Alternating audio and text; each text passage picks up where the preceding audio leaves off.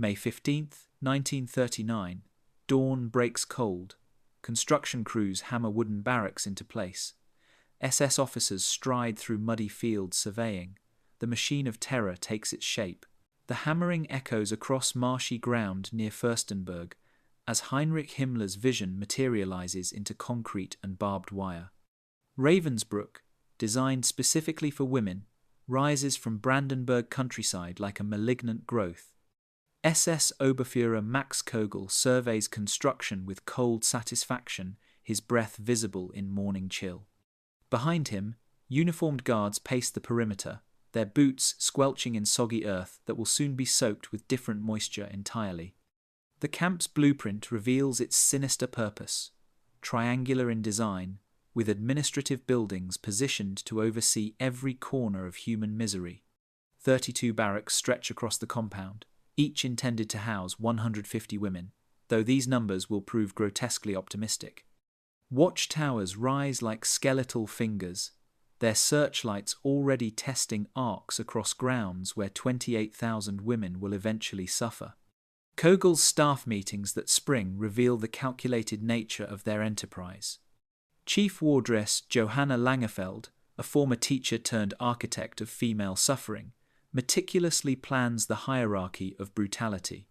Her voice carries through the administrative building as she briefs subordinates on psychological principles of dominance. These women must understand immediately that they are nothing. She instructs, her tone clinical as a medical lecture. Every interaction must reinforce their worthlessness. The first transport arrives on May 26, 1939. 867 women stumble from cattle cars, their eyes adjusting to harsh Brandenburg sunlight.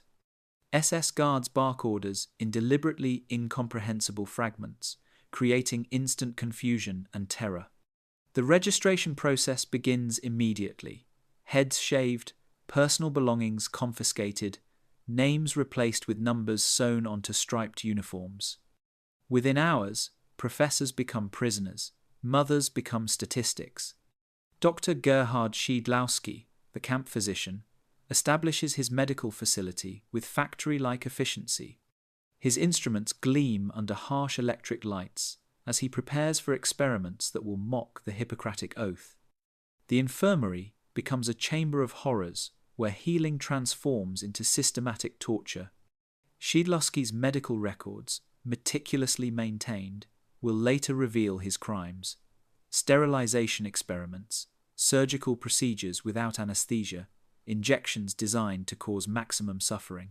The guards' training emphasizes psychological warfare above physical brutality, though both prove abundant. SS Unterscharführerin Maria Mandl arrives from Austria with a reputation for creative cruelty. Her methods involve elaborate psychological games, promising food that never arrives, announcing family visits that never occur, creating hope only to crush it systematically. Guards learn to read prisoner faces, identifying which women can be broken quickly and which require sustained psychological assault. The camp's economic purpose emerges alongside its punitive function. Siemens establishes a factory within the compound where prisoners manufacture electrical components for the German war machine. The irony proves deliberate.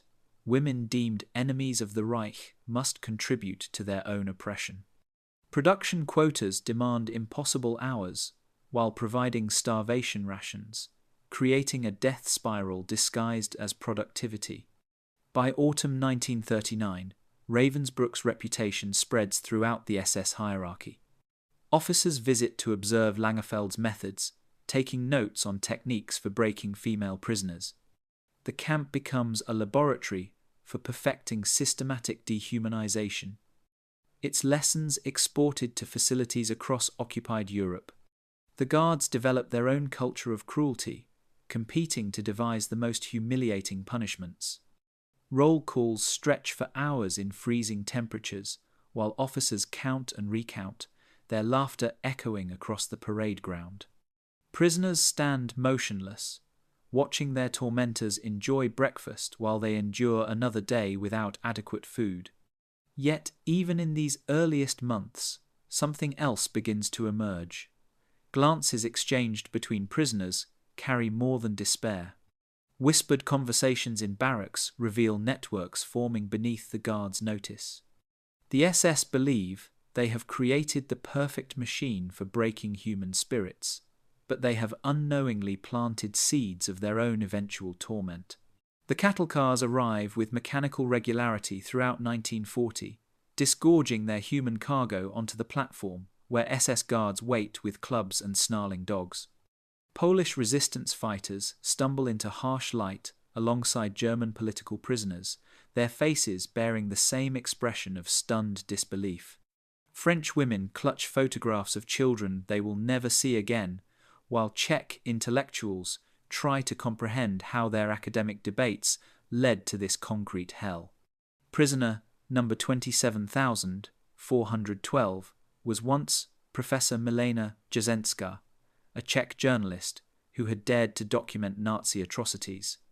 Now she stands naked in the delousing chamber, her identity reduced to a number tattooed onto her forearm. The SS guards laugh as they spray the women with icy water, their voices echoing off tile walls designed to amplify humiliation. "Welcome to your new university," shouts Aufseherin Dorothea Binz, her Bavarian accent thick with mockery. "Here you will learn what happens to clever women." The barracks assignments follow no logic except cruelty. Political prisoners find themselves bunked with common criminals, creating instant tension that the guards exploit mercilessly. Block eldest Vera Salvaquart, herself a prisoner promoted to oversee others, demonstrates how the system corrupts even its victims. Her wooden club strikes indiscriminately as she enforces regulations designed to be impossible to follow. "You have 30 seconds to make your beds perfectly," she screams, knowing that perfection requires 10 minutes minimum. Yet beneath this surface chaos, something remarkable begins to emerge. In Barrack 15, French resistance fighter Germaine Tillion starts teaching clandestine mathematics lessons, using breadcrumbs to illustrate geometric principles on the rough wooden floor. Her whispered lectures become acts of rebellion, preserving intellectual dignity in a place designed to destroy all humanity. When guards patrol nearby, the equations disappear, swallowed as emergency rations. The camp's hierarchy creates unexpected opportunities for resistance. Kitchen assignments become intelligence networks as prisoner workers overhear guards discussing military developments. Maria Kuśmierczuk, a Polish nurse assigned to the infirmary, begins secretly treating prisoners while appearing to follow Dr. Szydlowski's brutal protocols. Her medical knowledge becomes a weapon against the system, as she learns to simulate diseases that excuse women from labor details. Communication networks develop with remarkable sophistication. Messages travel through the camp via complex systems of laundry assignments, work details, and bathroom rotations. Prisoner Violette Lecoq, a French telephone operator before her arrest, organizes information flows with professional efficiency. She maps guard shift patterns, identifies sympathetic prisoners in privileged positions, and creates a primitive intelligence network that would impress military strategists. The guards' psychological games backfire in unexpected ways. Their attempts to turn prisoners against each other instead forge unbreakable bonds among women who share impossible circumstances. When Aufseherin Binz forces mothers to choose which daughters receive extra bread rations, the women develop secret sharing systems that ensure no child starves alone. The guards' sadistic creativity becomes the catalyst for unprecedented cooperation. Music emerges as another form of resistance. Prisoners compose songs in dozens of languages, their melodies carrying coded messages about guard movements and safe hiding places. Czech composer Vítězslava Kapralová, dying slowly of typhus, teaches her final symphony to other prisoners who memorize every note. Her music survives even as her body fails, living on in whispered performances during the darkest nights. The arrival of Jehovah's Witnesses creates another dynamic entirely. Their absolute refusal to compromise their beliefs confuses guards trained to break spirits through fear. When offered release in exchange for renouncing their faith, they choose suffering with such unwavering determination that even hardened SS officers begin questioning their own methods. Their purple triangles become symbols of unbreakable will. By winter 1941, the camp's population swells beyond all capacity. 3 women now occupied bunks designed for one, their bodies pressed together for warmth in barracks where temperatures drop below freezing. The overcrowding that guards intended as punishment instead creates intimacy among prisoners who share breath, stories, and dreams of liberation. Guard morale begins showing subtle cracks as the war progresses. Young recruits arrive expecting to guard dangerous criminals, but find themselves supervising professors, artists, and mothers whose only crime was resisting tyranny. Some guards request transfers rather than participate in systematic brutalization of women whose intelligence and dignity remain intact despite every dehumanization attempt. The prisoners watch these developments with growing hope, recognizing that their survival has become a form of victory their captors never anticipated. The SS training manual for Ravensbru arrives at the camp in early 1941, its pages bound in black leather like a perverse prayer book. The document, classified as Geheim and distributed only to senior staff, reveals the methodical psychology behind the guards' cruelty. Chapter 4, titled Breaking Female Resistance, outlines techniques specifically designed to exploit what Nazi theorists consider women's emotional weaknesses. Oberaufseherin Johanna Langefeld conducts weekly training sessions in the camp's administrative building, her voice echoing off bare walls as she instructs new guards in the art of dehumanization. Women cling to hope longer than men, she explains, her tone suggesting she is discussing livestock management. Therefore, hope must be systematically destroyed through carefully calibrated disappointment. She demonstrates by reading aloud fabricated letters, supposedly from prisoners' families, each message crafted to inflict maximum emotional damage. The guards learn to weaponize maternal instincts with surgical precision. When mothers arrive with children, the separation protocols become elaborate theatre designed to maximize trauma.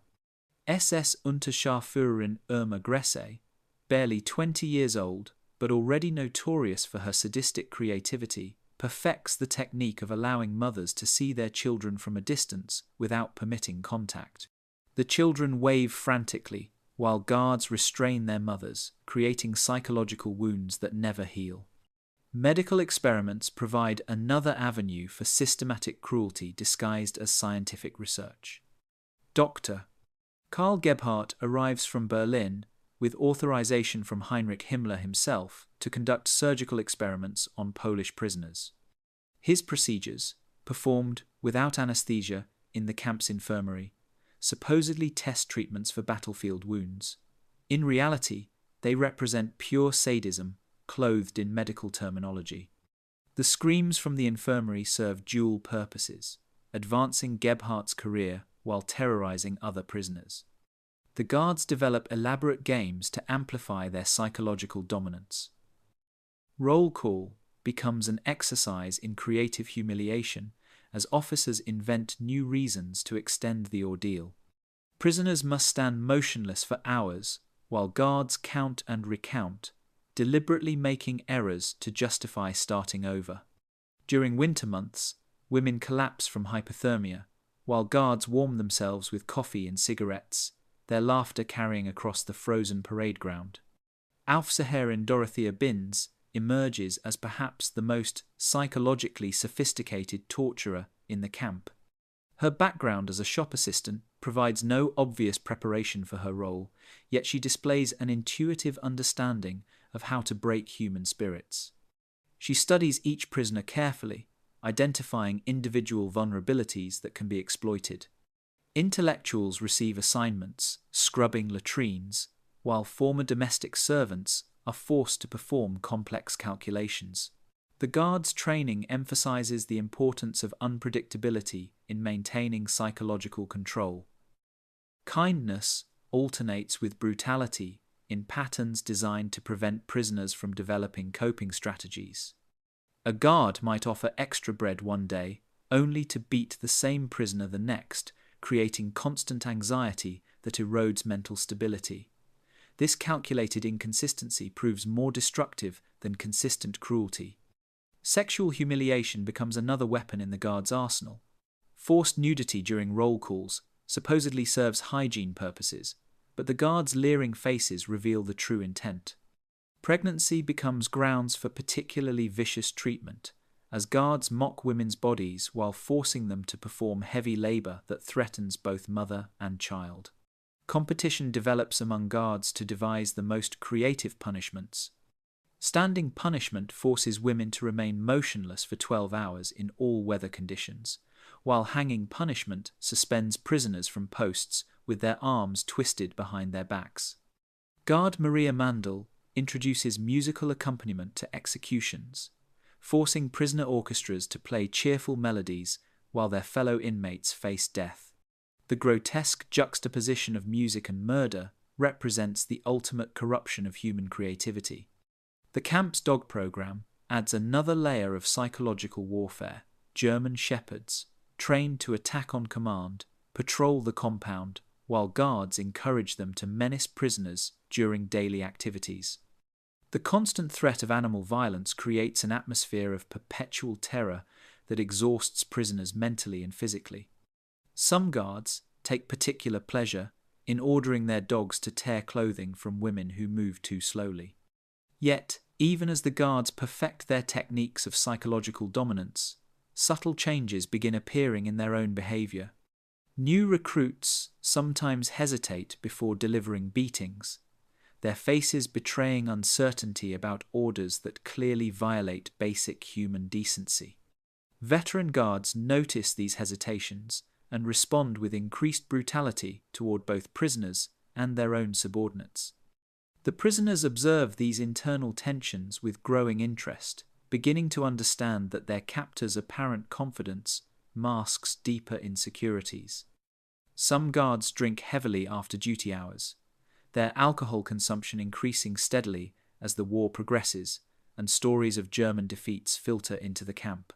The psychological pressure of maintaining constant cruelty begins taking its toll on the perpetrators themselves. The machine of terror continues operating with mechanical efficiency, but microscopic fractures are beginning to appear in its foundation. The first coded message travels through Ravensbru's laundry system on a bitter February morning in 1942. Prisoner number 14623, formerly Professor Wanda Potowska from Krakow University, discovers that bedsheets can carry more than dirt and disease. She scratches microscopic symbols into fabric using a wire salvaged from broken spectacles, creating a communication network that will eventually span the entire camp. Her medical knowledge proves invaluable as she develops invisible inks using bodily fluids and plant extracts. The network begins with desperate necessity. Polish political prisoners need to warn each other about impending medical experiments that Dr. Gebhardt conducts with increasing frequency. The infamous rabbit experiments target young Polish women specifically, leaving victims with deliberately infected wounds that serve no scientific purpose beyond advancing Nazi careers. Potowska organizes a warning system using laundry distribution patterns, ensuring that potential victims receive advance notice to prepare mentally for their ordeal. Kitchen worker Stanisława Łęczyka becomes the network's central hub, her position allowing access to every barrack through food distribution. She memorizes guard rotation schedules with photographic precision, identifying windows of opportunity when messages can travel safely between buildings. Her ability to read lips proves crucial as she observes conversations between guards, gathering intelligence about transport schedules, execution dates, and administrative changes. The system expands rapidly as prisoners discover creative methods for concealment. Bread crusts hollow out to hide tiny paper scrolls, Braided hair conceals thin wire filaments that spell out messages in Morse code. Even human waste becomes a communication medium, as prisoners develop techniques for embedding coded information in seemingly innocent activities. The guards' obsession with cleanliness works against them, as they refuse to examine anything they consider contaminated. French resistance fighter Germaine Tillion transforms her mathematics background into cryptographic expertise, developing codes based on geometric sequences that appear meaningless to casual observation. Her system assigns numerical values to guard names, creating a database of individual behavior patterns that helps prisoners predict which officers pose immediate threats. When guard Binns approaches with her characteristic swagger, hand signals warn vulnerable women to position themselves strategically. The underground network faces its first major test when prisoner Maria Bielica discovers plans for a mass execution scheduled for March 15, 1942. Information travels through the camp with remarkable speed as women utilize every available channel: whispered conversations during latrine visits, hand signals during roll call, and coded songs during forced labor details. The warning system allows targeted women to prepare final messages for their families. Communication methods become increasingly sophisticated as the network matures. Seamstresses working in the camp's textile factory develop patterns that carry coded information, their stitching techniques conveying messages about guard movements and transport schedules. The factory's production quotas provide perfect cover for intelligence gathering, as women assigned to different workshops can observe various sections of the camp. Religious services offer another venue for information exchange. Catholic Mass becomes a cover for resistance planning, as women kneel in prayer while actually discussing escape routes and safe hiding places within the camp. Protestant prayer meetings serve similar functions, with hymn selections conveying coded messages about upcoming dangers. The guards' respect for religious observance creates blind spots that clever prisoners exploit. The network's success depends entirely on psychological manipulation of the guards themselves. Prisoners learn to read facial expressions and body language, identifying which officers can be distracted with feigned compliance or manufactured emergencies. Some guards prove susceptible to flattery about their appearance or intelligence, creating opportunities for prisoners to gather valuable information during seemingly casual conversations. By summer 1942, the communication system encompasses nearly every aspect of camp life. Work assignments become intelligence operations as prisoners volunteer for details that provide access to administrative areas. Even punishment details serve the network's purposes, as women sentenced to standing punishment use their elevated positions to observe guard movements. The underground network represents more than mere survival strategy. It becomes an act of profound resistance that preserves human dignity in an environment designed to destroy all traces of individual identity. The first cracks in Nazi confidence appear at Ravensbru during the bitter winter of 1943, as news from the Eastern Front filters through the camp's carefully controlled information channels. Guard conversations, overheard by kitchen workers and laundry detail prisoners, reveal a growing anxiety that penetrates even the most hardened SS officers. The names whispered in hushed tones carry ominous weight: Stalingrad, Kursk, Leningrad. Each represents a catastrophic defeat that contradicts years of propaganda about German invincibility. Prisoner Violette Lecoq, utilizing her telecommunications background, establishes a crude radio monitoring system using components salvaged from broken medical equipment and electrical wiring stolen during factory work details. Hidden beneath loose floorboards in Barrack 27, her improvised receiver captures fragments of BBC broadcasts that penetrate the camp's isolation. The news she gathers spreads through the underground network with electrifying speed.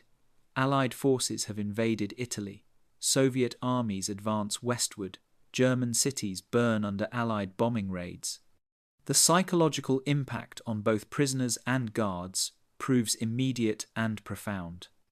Women who had resigned themselves to death begin whispering about liberation, their eyes brightening with possibilities they had abandoned months earlier. Conversations during work details shift from mere survival to speculation about post-war futures. French prisoners discuss returning to Paris, Polish women dream of rebuilt Warsaw, Czech intellectuals plan university reconstructions. Hope, that most dangerous emotion in a concentration camp, begins spreading like a contagious disease.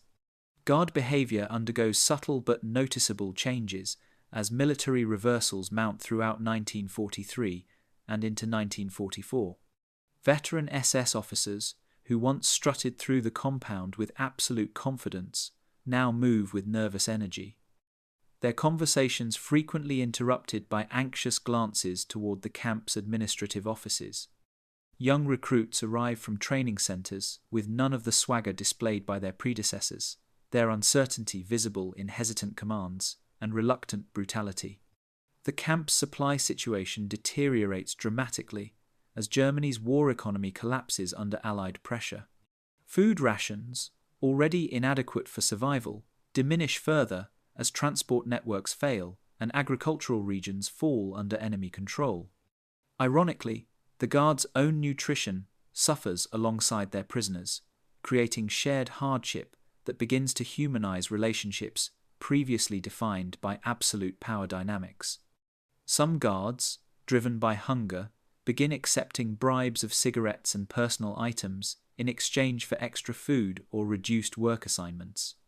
Allied intelligence gathering intensifies as resistance networks throughout occupied Europe coordinate information collection with increasing sophistication. British Special Operations executive agents, parachuted into Germany itself, establish contact with prisoner networks through sympathetic German civilians who work in nearby towns. These connections provide the first reliable channels for communicating camp conditions to the outside world, ensuring that Nazi crimes will not remain hidden regardless of the war's outcome. The Siemens factory within Ravensbru becomes a crucial target for sabotage operations as prisoners realize their forced labor directly supports the German war effort. Polish engineer Maria Kuśmierczuk organizes systematic production delays and quality control failures that render electrical components unreliable without obvious evidence of deliberate sabotage. Her techniques spread throughout the factory workforce as women discover that resistance can take forms more subtle than open rebellion. Dr. Gebhardt's medical experiments face increasing scrutiny from Berlin as military physicians question the scientific validity of procedures that produce no useful data for battlefield medicine. His requests for additional subjects meet bureaucratic delays and funding restrictions that suggest higher authorities recognize his work's true nature. The reduction in experimental activities provides prisoners with tangible evidence that Nazi power structures are weakening under external pressure. Camp Commandant Fritz Suren receives increasingly urgent directives from Himmler's office regarding evidence destruction and prisoner elimination protocols. These orders, intercepted through the communication network when Suren's secretary carelessly discards draft documents, reveal Nazi leadership's growing desperation to conceal their crimes before Allied forces arrive.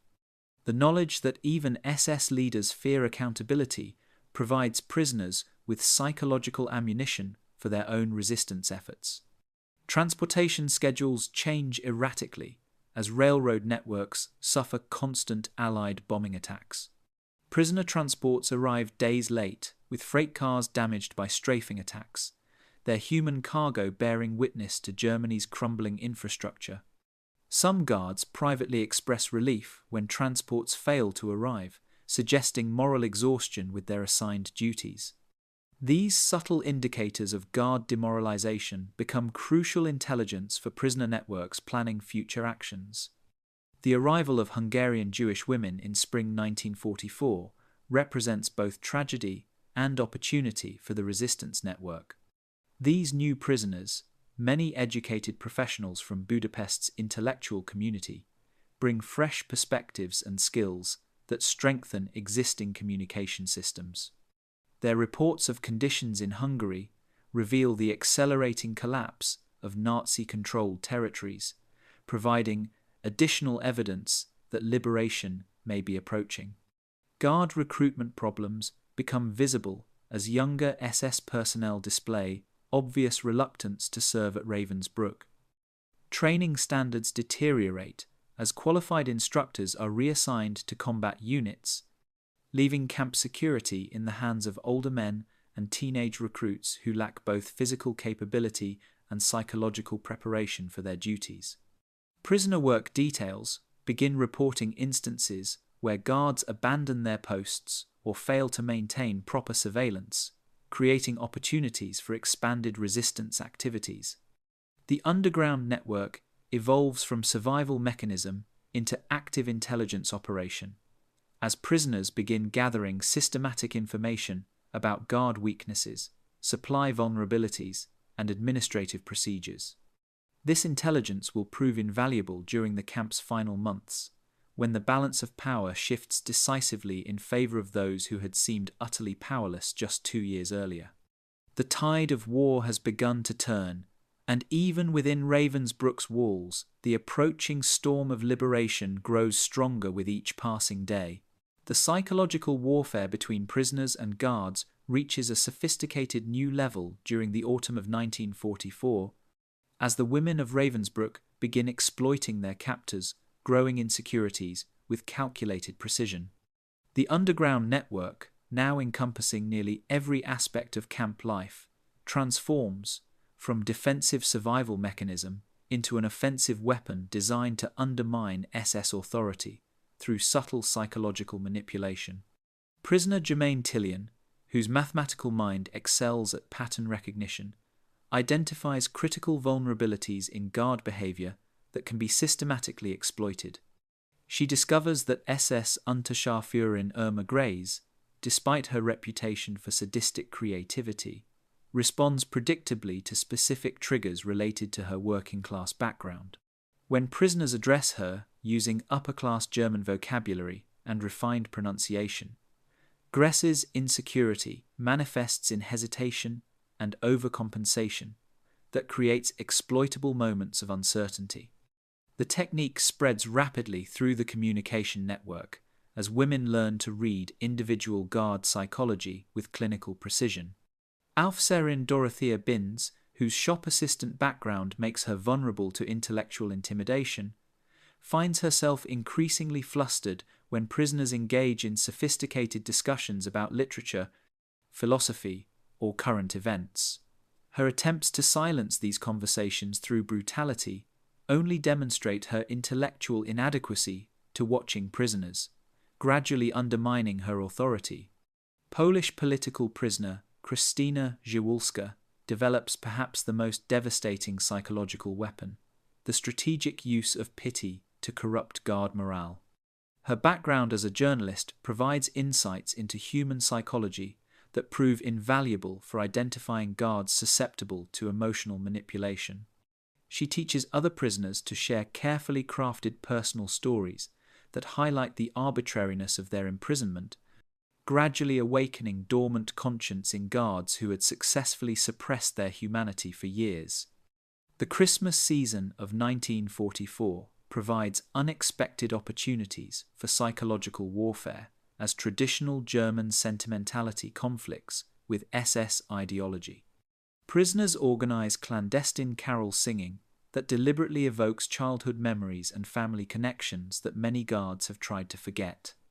The familiar melodies of Stille Nacht and O Tannenbaum carry emotional weight that penetrates even hardened hearts, creating moments of vulnerability that clever prisoners learn to exploit. Kitchen worker Stanisława Łęczyka discovers that food distribution creates perfect opportunities for psychological manipulation. Her position allows her to observe which guards show signs of malnutrition or exhaustion, information she uses to target the most vulnerable individuals with offers of extra food in exchange for small favors. These seemingly innocent transactions gradually compromise guard integrity, creating relationships that evolve from professional duty toward personal obligation. The arrival of teenage SS recruits in late 1944 presents the resistance network with unprecedented opportunities. These boys, many barely 18 years old, lack the psychological conditioning of veteran guards and prove especially susceptible to maternal manipulation from older prisoners. French resistance fighter Violette Lecoq adopts several young guards as surrogate sons, offering advice about personal hygiene, relationships, and homesickness that gradually transforms their loyalty from the SS hierarchy toward individual prisoners.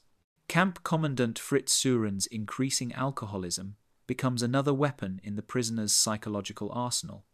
His secretary, herself a German political prisoner, begins deliberately leaving classified documents visible when she knows Suren will be too intoxicated to notice her observations.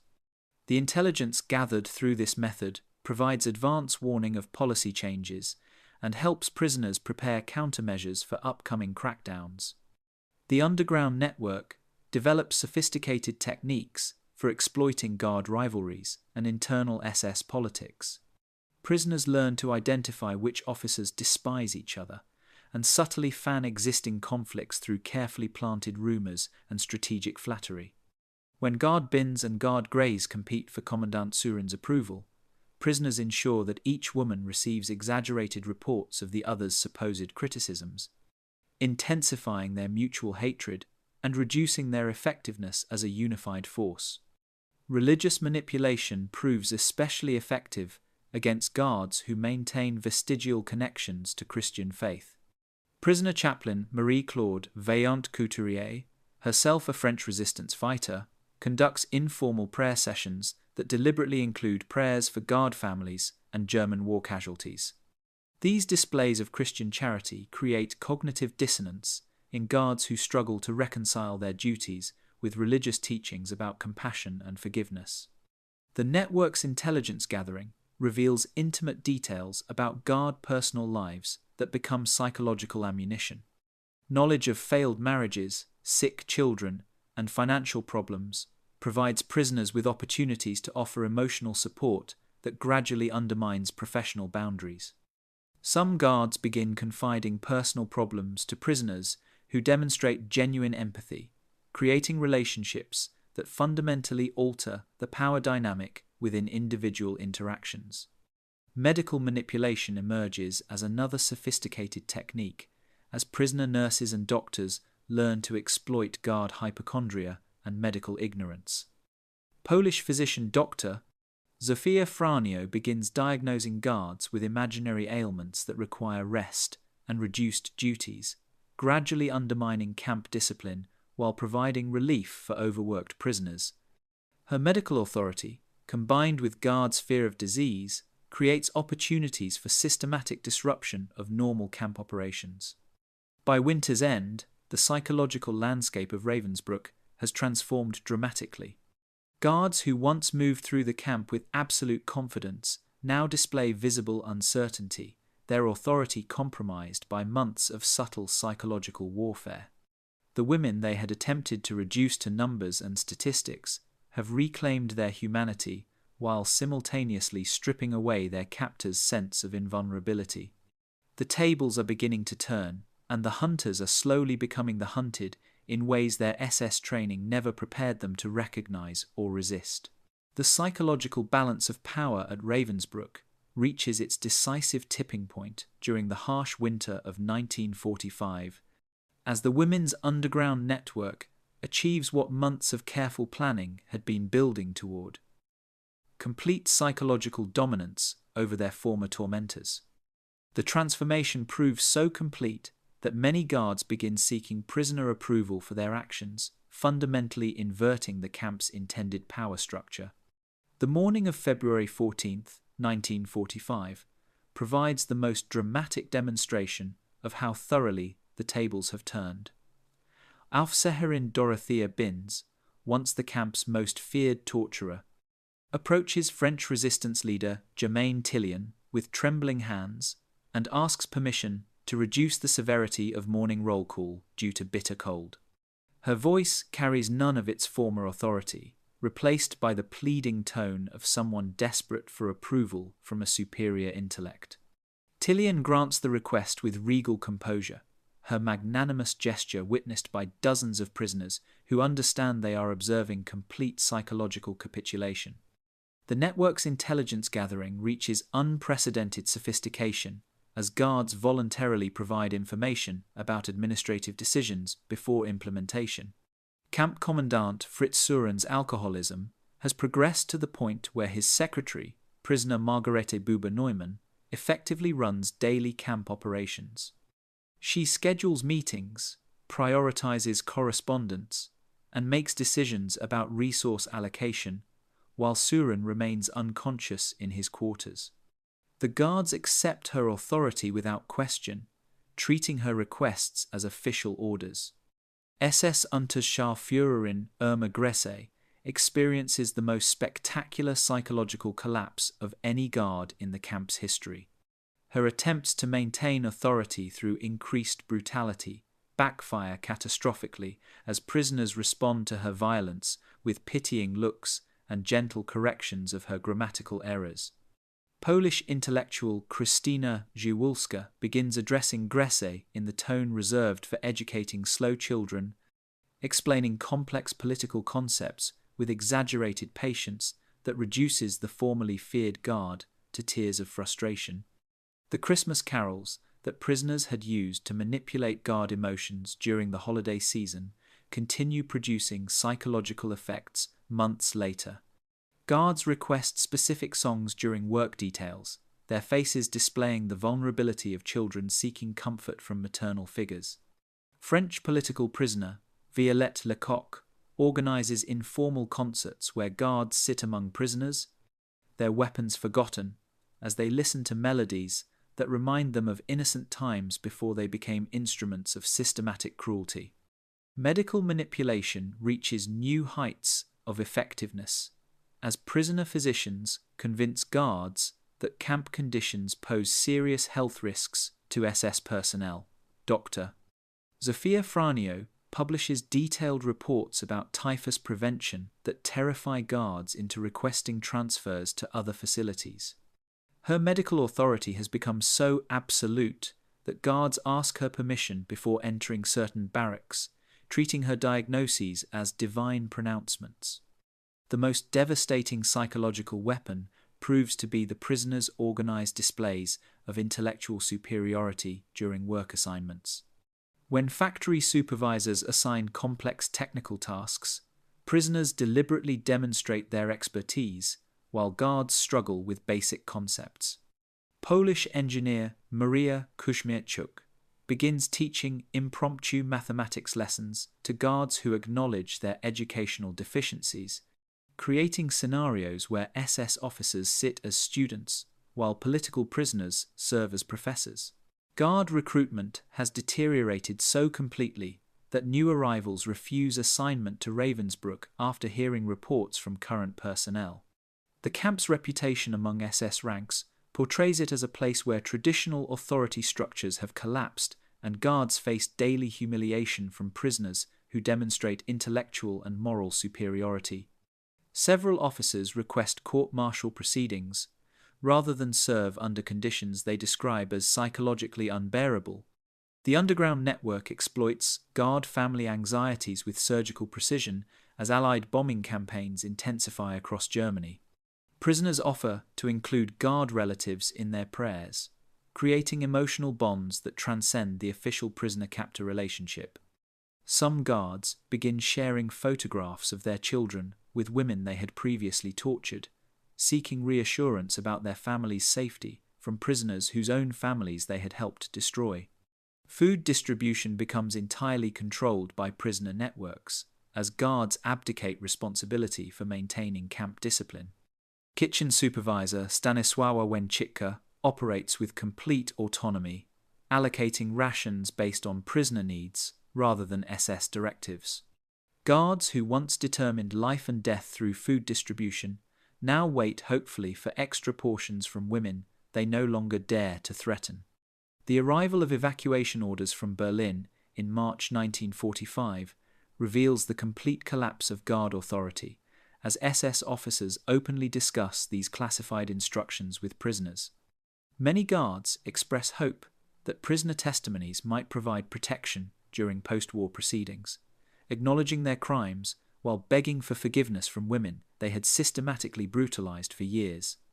Religious services evolve into group therapy sessions, where guards confess their crimes to prisoner chaplains who offer forgiveness with calculated magnanimity. These confessions provide detailed evidence of SS atrocities, while simultaneously demonstrating the guards' complete psychological submission to prisoner moral authority. The women who had been stripped of their humanity now sit in judgment over their former oppressors.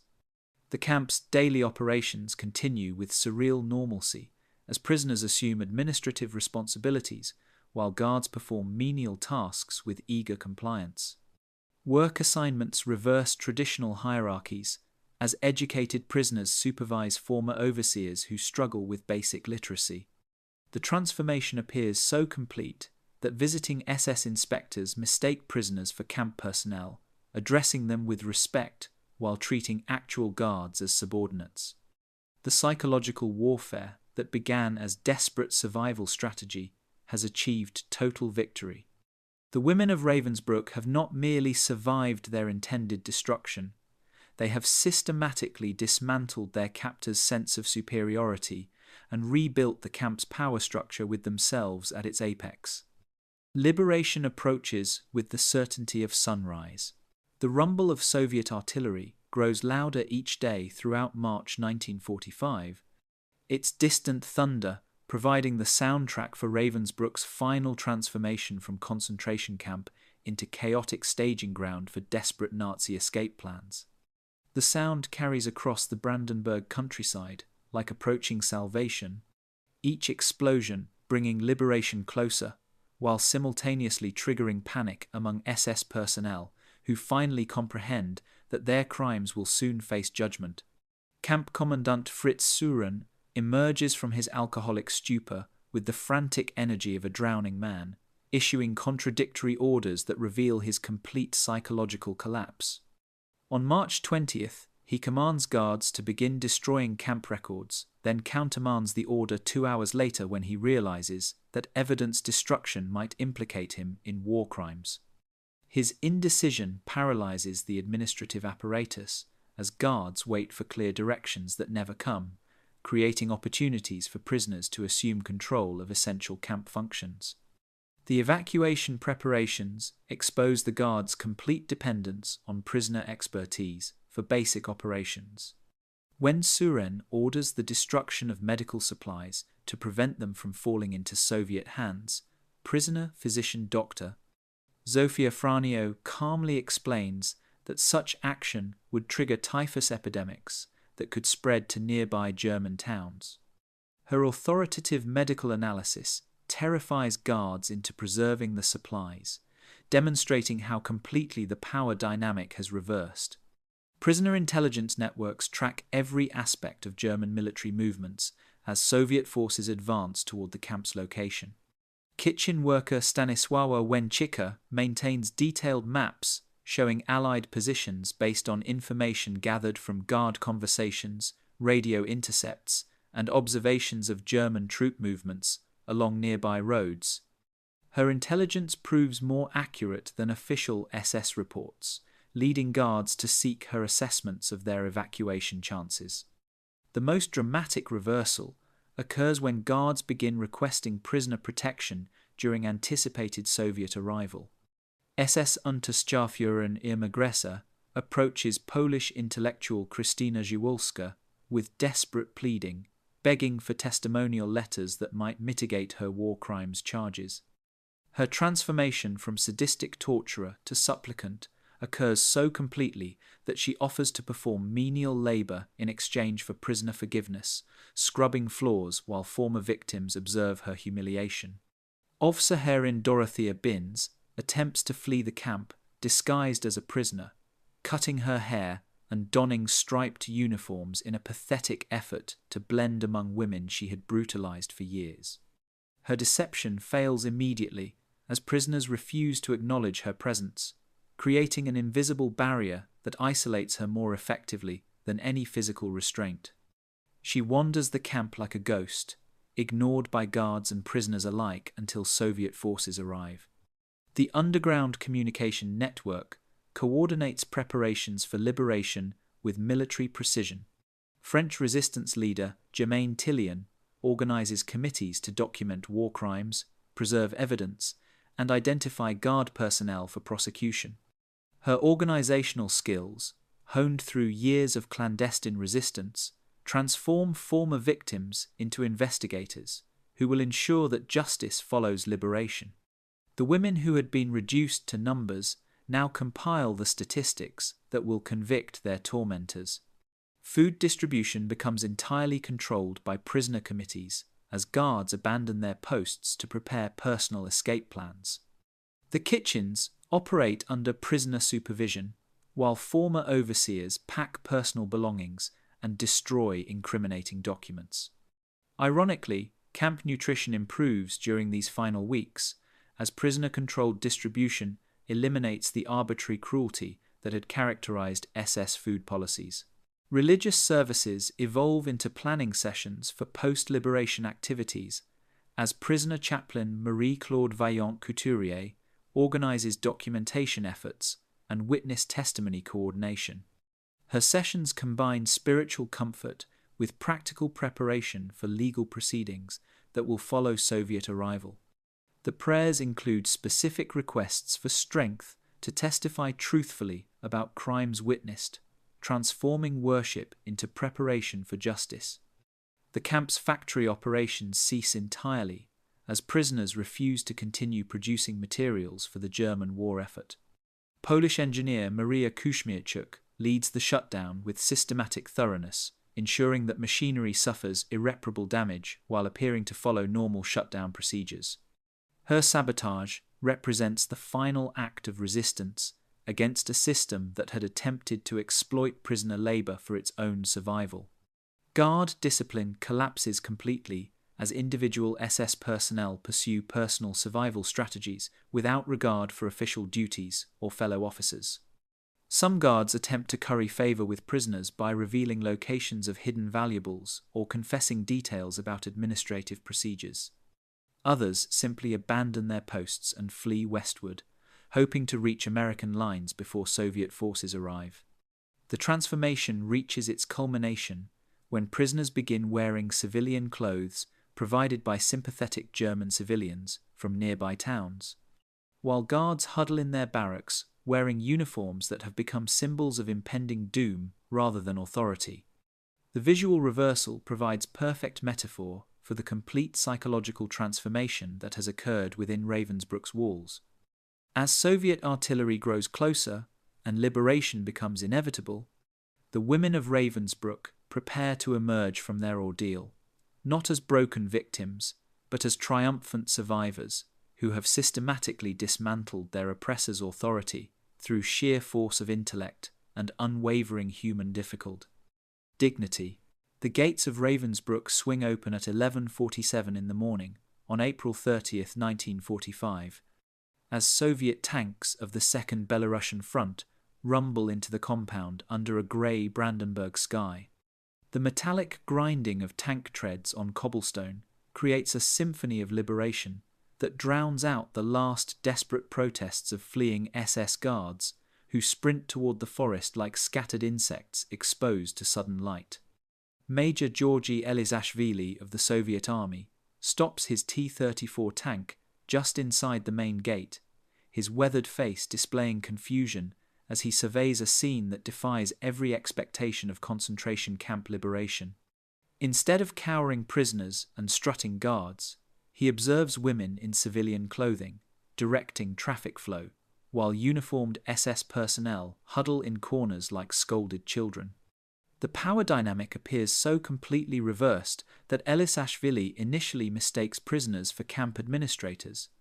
French resistance leader Germaine Tillion approaches the Soviet commander with the confident bearing of someone accustomed to authority, her voice clear and steady as she provides detailed briefings about camp operations, guard personnel locations, and evidence preservation priorities. Her comprehensive intelligence reports, compiled through months of underground network activities, prove more valuable than any official German documents.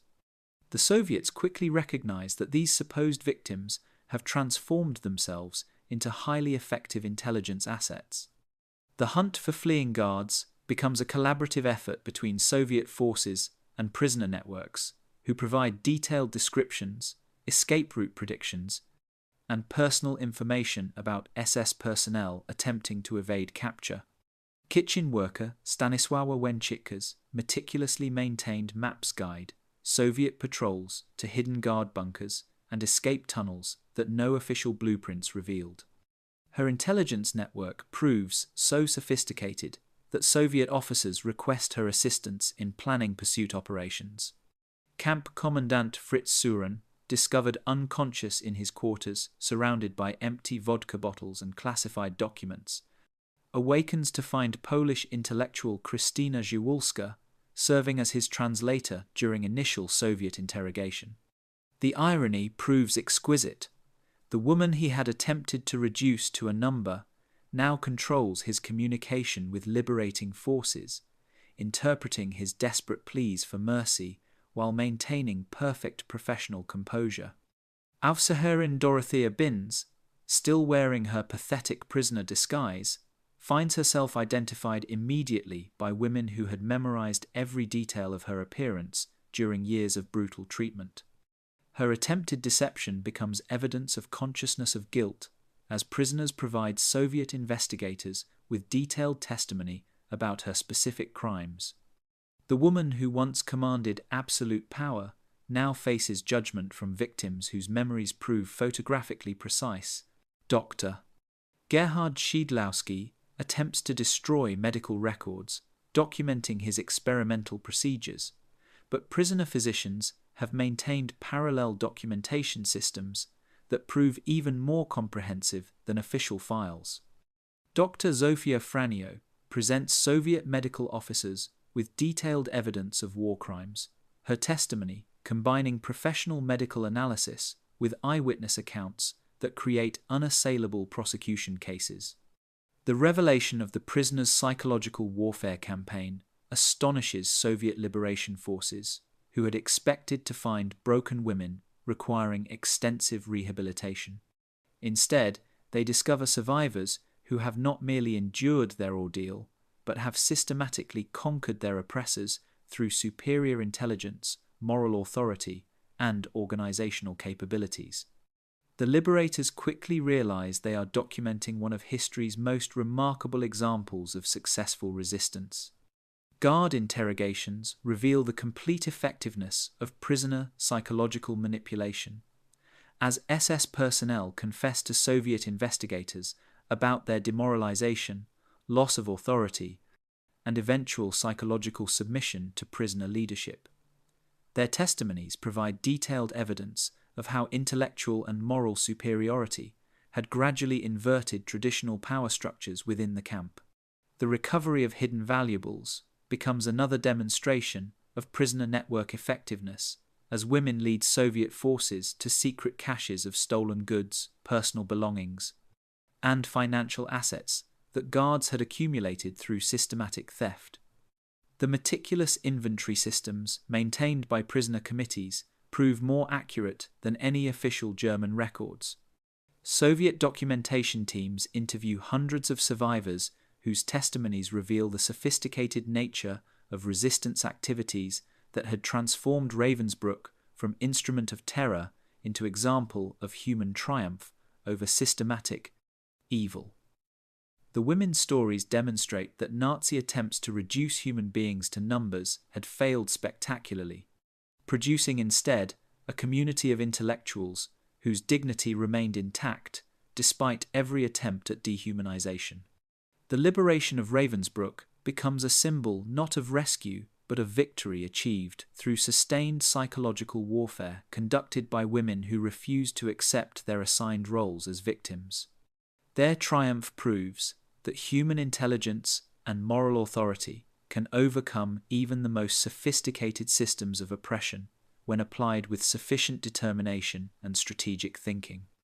The guards had mocked their prisoners for years, never realizing they were being systematically outmaneuvered by superior minds operating with unshakable moral conviction. The Nuremberg trials convene on November 20th, 1945, in a courtroom where the women of Ravensbru finally confront their former tormentors under the cold light of international justice. The dock fills with defendants who once strutted through the camp with absolute authority, but now sit in handcuffs, their faces displaying the hollow expressions of people who have discovered that their crimes were documented with meticulous precision by victims they had dismissed as powerless. Germaine Tillian takes the witness stand with the same commanding presence she had displayed during liberation, her testimony delivered in clear, measured tones that transform legal proceedings into historical documentation. Her mathematical precision proves devastating as she presents statistical evidence of systematic murder, detailed organizational charts of SS hierarchy, and psychological analyses of guard behavior that reveal the calculated nature of Nazi cruelty. The judges listen with growing horror as she describes how prisoners had systematically documented every aspect of their oppression. The prosecution's case relies heavily on evidence preserved by the underground network that had operated within Ravensbru's walls. Documents smuggled out through prisoner communication systems, witness testimonies coordinated through clandestine meetings, and physical evidence preserved by women who understood they were creating historical records for future justice proceedings. The very networks that had sustained prisoner resistance now provide the foundation for legal accountability. Aufseherin Dorothea Binz faces the witness box where Polish intellectual Krystyna Ziewulska delivers testimony that strips away every pretense of legitimate authority from the former guards' actions. Ziewulska's precise recollection of dates, times, and specific incidents demonstrates the photographic memory that prisoners had developed as survival mechanisms. Her testimony becomes a masterclass in moral authority as she describes Binz's psychological collapse during the camp's final months with clinical detachment.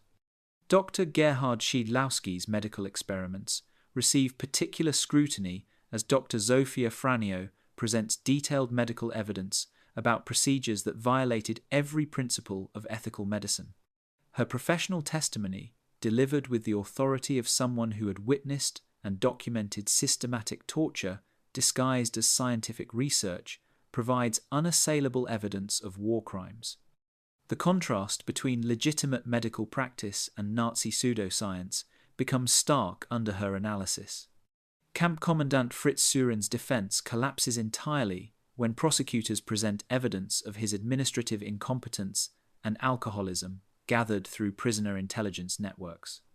The documentation reveals a man so consumed by personal weakness that he had gradually surrendered camp authority to prisoner committees, undermining any claim of legitimate command responsibility, while simultaneously proving his awareness of criminal activities. The most powerful testimony comes from survivors who describe the psychological warfare they had conducted against their captors, demonstrating that Nazi attempts at dehumanization had failed completely.